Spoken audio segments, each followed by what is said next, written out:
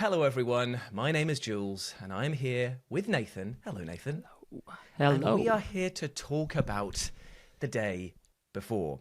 Now, if I sound a little bit sick and tired, it's because I am, but twofold, because I'm actually ill in real life and also I'm sick and tired of video games releasing in such unfinished states that they cause the internet to melt down as we all gather round the raging skip fire. Now, at present, you cannot buy the day before. It has been pulled from Steam after 4 days of release. The developer, Fntastic, has been shut down afterwards. There are people up and down the country calling this, alleging this to be a scam, and it is sitting with a comfortable 19,000 overwhelmingly negative reviews on Steam.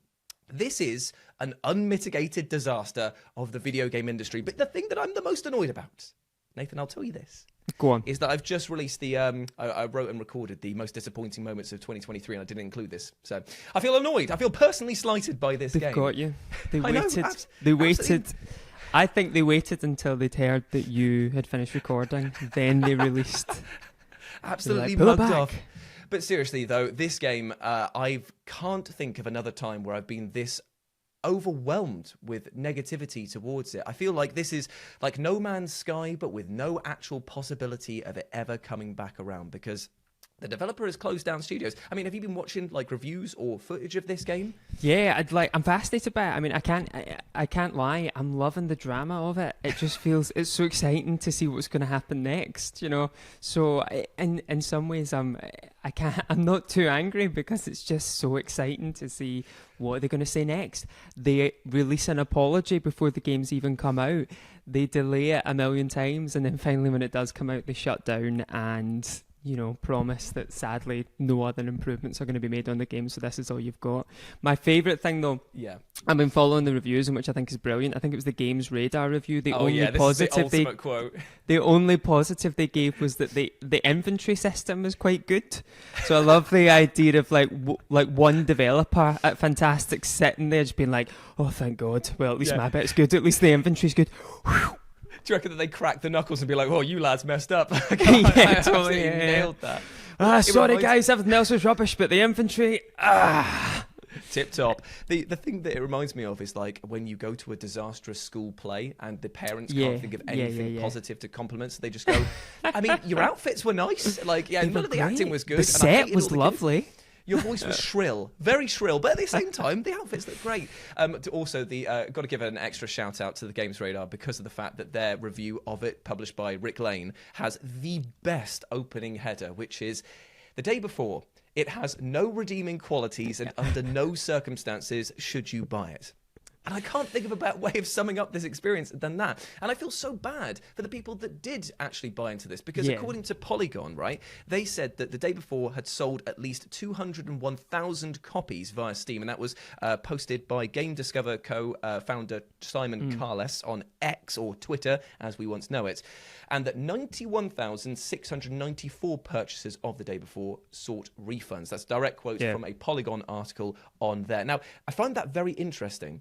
Because imagine getting this game, right? Imagine seeing all of the negative press around it. Imagine playing it and then just being like, now I'll hold on to that. Over half of the people are still holding on to this game, despite the devs just being like, we are washing our hands clean of it and walking away doing this. Yeah. Like, well, it's like, who is also, I think, knowing the press for this game, who is buying it?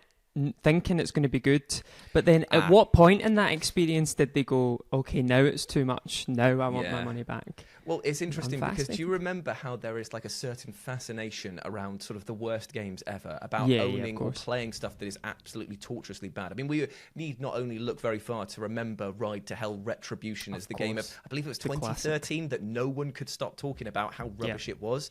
And people seek these experiences out to suffer for the comedy of others' enjoyment. And I genuinely think that people are going to get this game, or those that have already are going to hold on to it, because there will be that sort of schadenfreude of like the suffering and enjoyment of other people going through it. Do you think as well, now that you can't get this game, do you think this is going to become the PT of shit games? I really hope not, but I do actually envisage it being this. Yeah, it's a wild thing, right? Because I do think, like, it's been handled terribly and Fntastic. Clearly, the shoddy practices going on. But I genuinely, in my heart of hearts, I don't believe anyone really sets out to make a bad game, and B, No, I agree. to kind of scam people like this. So I think it's been handled badly. I think there's clearly dodgy stuff going on with money, but I kind of can't believe that there's like a kind of evil mastermind at Fntastic who are trying to steal the money and run away. You know, I just do think it's something that has been handled badly. Yeah.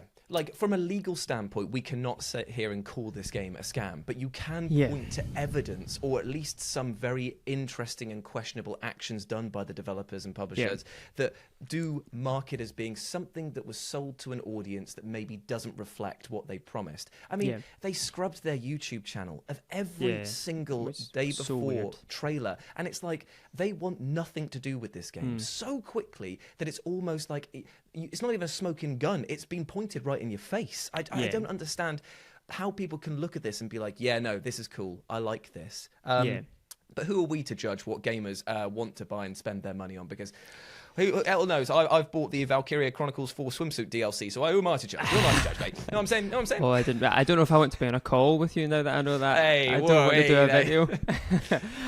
But it's, you know, it's just. I mean, the most wishlisted game of all time as well, and I don't really think that even all the kind of glossy promotional stuff that came out, I don't think anything made me think this game was going to be, you know, like a classic, an all-time classic. There was one moment that I actually believed. Oh, go on. And it was when, like, I think it was the second lot of trailers dropped, and I saw the actual in-game footage, and it looked ropey, but so did, like, DayZ back in the day, and I immediately got hooked on the concept of this sort of open-world survival thing. And I thought, with a bit of polish and a bit of time, it will be good. And then when it became the most wishlisted game on Steam, I was like, the alarm bell started ringing, because it was the lack of developer like transparency. They were all just like, nah, it'll be ready when it's ready, sort of thing. And I feel like EA and Skate, I hate commending EA, but they have obviously been very transparent with their developer vlogs and said, look, the game isn't ready yet, but here's what it looks like in a broken-ish state, so look forward to it improving from this point. And it just comes back to, there needs to be more transparency within the video game industry to stop people feeling like they've been misled, because this sort of disaster, it kind of sets a worrying precedent. If they carry on like this, and by they I mean developers who maybe aren't going to be as transparent as they should be with their audience, it means that they could make a game, get a ton of like following, basically promising features that wouldn't be there, take a lot of money before the game is out, issue a few apologies here and there, and feel justified from their end to walk away from the project. Absolutely. I think what you can see as well is, I think the complexity of game development, I think over the last decade especially, I think has exponentially increased to a point where I think developers, I mean, I say this, I have never developed a game, so there may be, quite rightly, people in the comments saying that's completely wrong, but I feel like it's exponentially increased in complexity to the point where I think developers are still keeping up with actually how do you get a game out on time? You know, when games take 6-7 years to develop now. So I do think there's a level of developers at the moment not exactly knowing how long it will take or what's needed, and it gets to a point like this. I mean, how many big kind of car crash releases have we had in the last 5 years? Loads. You know, we've had Cyberpunk, we've had... And they're not bad people, they're not bad teams, they become good games, but there clearly, I think, is something about game development at the moment, about the kind of, you know, epic size of task that is to get a game out that isn't working that well. And I think you're totally right. I think transparency would be a real key to it, is to say, you know, this is really hard, this is taking a lot of time, it's not going to be ready at this time, it might be a few more years. Because I think that's all people really want, isn't it? As players just want to be included a little bit in But then in saying that, there's all the excitement of like a Grand Theft Auto where Rockstar keep everything completely under wraps until the moment where they release it, and the excitement of that, you know, but clearly maybe it's Rockstar, because of the fact that they've built up the pedigree of allowing that expectation. I mean, admittedly, it has bit them in the bum a few times when they've released how much crunch cycle developments they were on and how that was unfair to the actual workers. Hopefully that's not going to be the case this time around. But they have almost earned the right to be a little bit secretive with these. And you know that when they do drop gameplay trailers and teaser stuff, that it comes so loaded with information that you do feel like you're getting a lot there. I feel like devs just, in general, need to be more, like you say, transparent with this, and it is a worry that this is going to be setting a bad standard for people going forward to maybe look at this model and think, hey, look, we too can make a quick buck here and there. Yeah, I mean, it'd be fascinating to know, I think, in years to come, or months, or maybe even days, knowing the drama of the day before. Yeah. You know, it clearly they're in debt as a company. Whatever money they have is going to just kind of like cleaning the boards of that stuff. Who knows if anyone's walking away with any money? Like, I don't know. I mean, it's like, you know, it makes me laugh as well where, you know, there were all those horrible stories about crunch at Rockstar, and then Grand Theft Auto 6 is announced for 2025, and people's immediate reaction is like, oh, 2025? It's like, no, just wait for a good game. Exactly. I think I don't think we realise as players how hard that development cycle is, how much time is needed, and you know, I think we need to.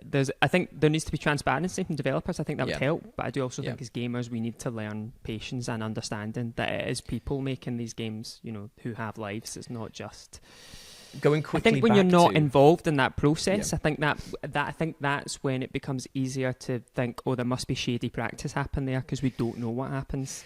And in some ways, I think being open might actually help that. There was one sort of finger that could be pointed, and again, this is not anything that I'm alleging, it's just that other people have already pointed out that in their actual apology, Fntastic stated that the money that was being made from the sales of the day before were going to pay off partners. Now, some people have pointed out that this statement actually violates the Steam terms of service because you're not allowed to use funds from games to keep the development going. There's some reason like that should have got the game pulled immediately from that first statement. So if nothing else, there has been a lot of sort of accusations and people saying, look, there is something going on here. We can't officially prove what, and we may never know because the developers seem to never want to talk about this game again.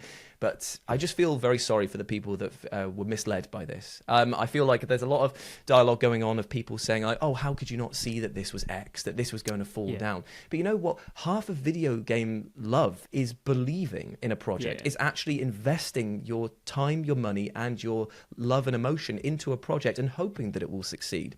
And I'm not going to punch down on people and say, you should have known better. I just feel that we should have a greater education to make better decisions. Like, I feel sorry for those people, the ones that weren't the 91,000 that returned this game. Because at the end of the day, that's your money that you've invested, and that's your money that you're never seeing again. So please, get your refund if you can, please.